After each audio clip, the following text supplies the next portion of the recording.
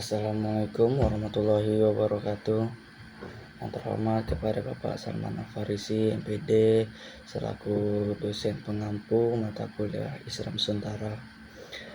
Perkenalkan, nama saya Niza Satrio dari program studi Sistem Informasi Fakultas Teknik Universitas Nahdlatul Ulama Kalimantan Barat. Baik, saya di sini akan mempresentasikan hasil makalah yang saya buat dengan berjudul Tahlilan 100 Harian. Baik, langsung saja dengan pembahasannya. Tradisi tahlilan 100 harian merupakan ritual peringatan kematian yang mengakar kuat di kalangan Muslim Indonesia, berfungsi sebagai doa kolektif untuk almarhum dan memperkuat solidaritas sosial meskipun diterima sebagai urf atau adat yang syarat nilai spiritual. Praktik ini memicu perdebatan sengit mengenai status hukum syar'inya. Inti polemik adalah penerapan waktu 100 hari yang dianggap tidak memiliki dalil eksplisit atau bid'ah oleh sebagian pihak, sementara pihak lain membenarkannya atas dasar ishaltus tasawuf. Oleh karena itu, penelitian ini sangat penting dilakukan untuk mengkaji landasan tradisi, hukum, dan dalil yang melatar belakangi penerimaan maupun penolakan tahlilan 100 harian dalam konteks keagamaan Nusantara. Karakteristik 100 harian sangat khas di Indonesia, berbeda dengan praktik doa arwah di negara muslim lain. Tahlilan ini dilaksanakan secara spesifik pada hari ke-100 setelah wafatnya seseorang. Penentuan angka 100 ini sering dikaitkan dengan tradisi pra-Islam Jawa yang mengenal hitungan hari-hari penting setelah kematian. Inti acara adalah pembacaan serangkaian kalimat tasyibah dan ayat suci seperti surah Yasin, tahlil, tasbih, tahmid, dan akhiri dengan doa arwah yang dipimpin oleh tokoh agama. Acara ini umum melibatkan jamaah yang diundang.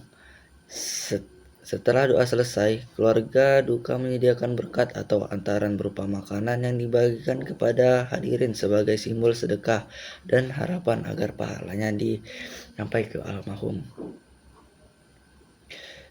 Tahlilan 100 harian memiliki fungsi yang jauh melampaui ritual keagamaan lain, menjadikannya pilar penting dalam struktur sosial.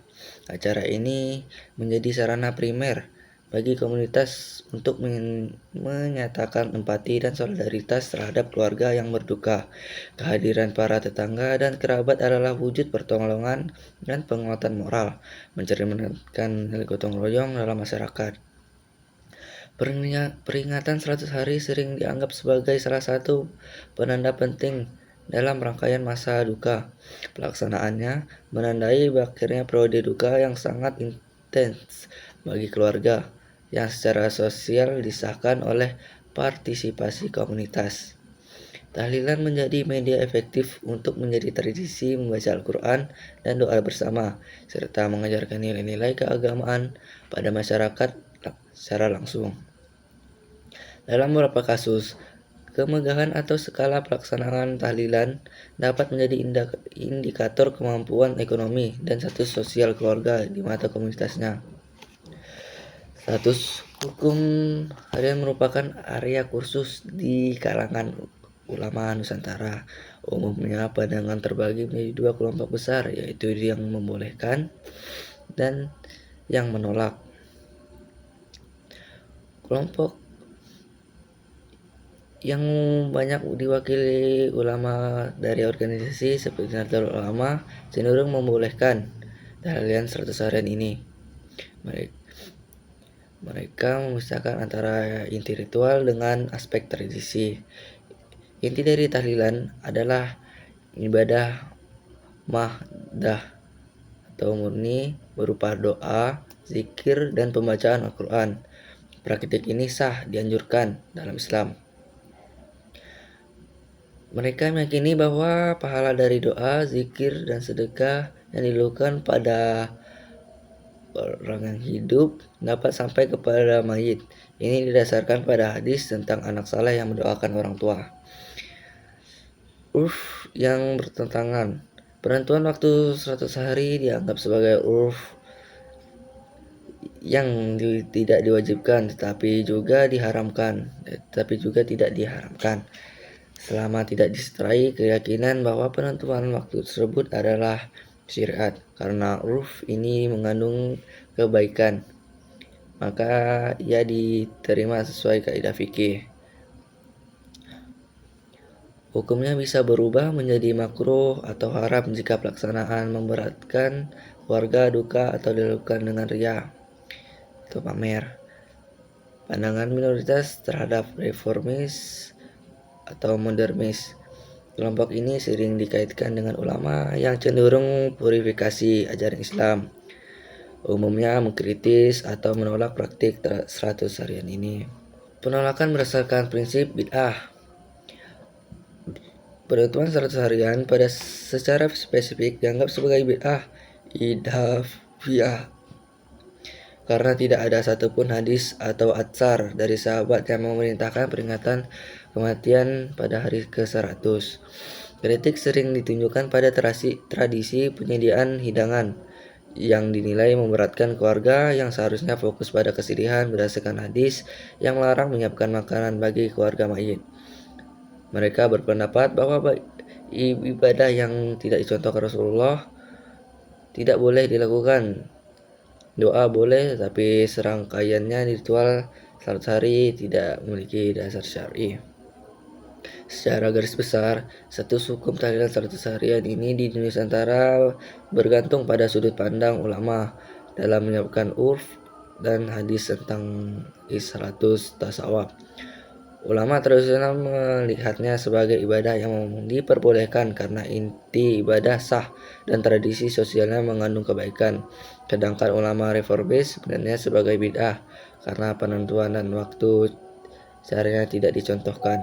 Adapun dalil utama pendukung legalitas. Pendukung praktik tahlilan 100 harian ini seringkali berargumen bahwa praktik ini adalah tradisi yang baik, bukan bagian syar'i yang baku, dan merupakan perwujudan dari ajaran Islam tentang berbuat baik kepada kerabat serta sampainya pahala doa dan baca Al-Quran kepada mayit.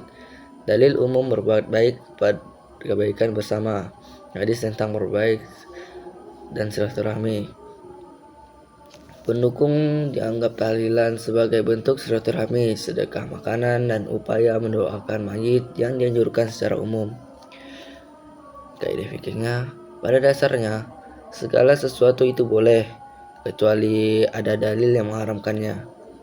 Praktik ini dianggap mubah karena tidak ada dalil spesifik yang secara tegas melarangnya. Tradisi yang baik dapat menjadi hukum. Al-Maidah muhakkamah. Dalil tentang sampainya doa dan sedekah untuk mayit. Dari Abu Hurairah, Rasulullah SAW bersabda, apabila manusia meninggal dunia, maka terputuslah semua amalnya kecuali 3 perkara, yaitu sedekah jariah, ilmu yang bermanfaat, atau anak soleh yang mendoakannya. Hadis riwayat Muslim nomor 1631.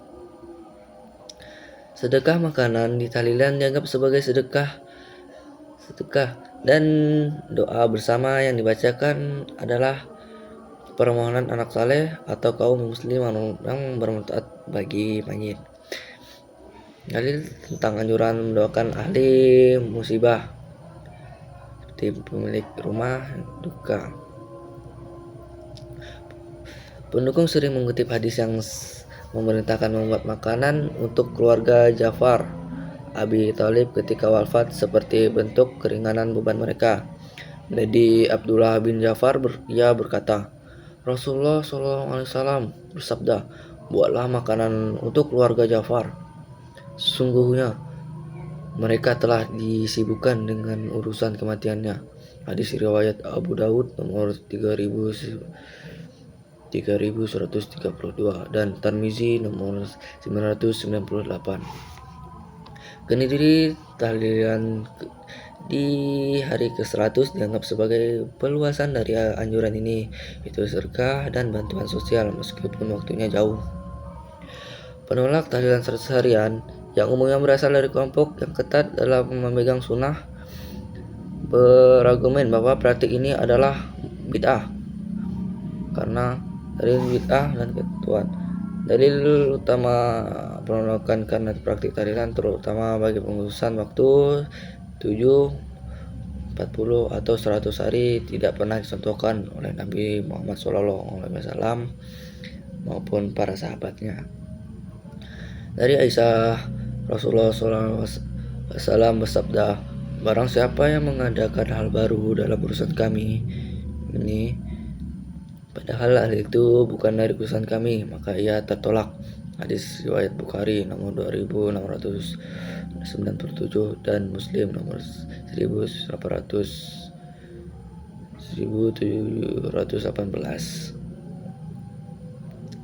Adapun dalil tentang pengeluaran makanan oleh keluarga mayit, hal ini dianggap bertentangan dengan anjuran Nabi Sallallahu Alaihi Wasallam untuk memberikan makanan kepada keluarga Ja'far.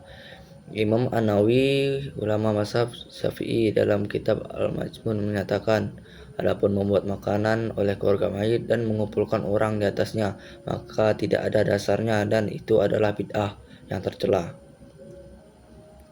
Adapun dalil tentang peringatan kematian, dari Abu Malik Asy'ari, ia berkata, Rasulullah Sallallahu Alaihi Wasallam bersabda, 4 hal dalam umatku yang termasuk urusan jahiliyah: berbangga-banggalah dengan nasab, mencela nasab, meminta hujan dengan bintang, dan meratapi mayit. Hadis riwayat Muslim nomor 934. Praktik 100 harian dianggap seperti panjangan dari ratapan upaya mengingat musibah secara berlebihan di waktu yang ditentukan. Baik, itu saja yang dapat saya presentasikan.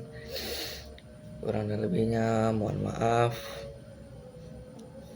bila perkataan saya kurang jelas, mohon dimaafkan. Saya akhiri. Wassalamualaikum warahmatullahi wabarakatuh.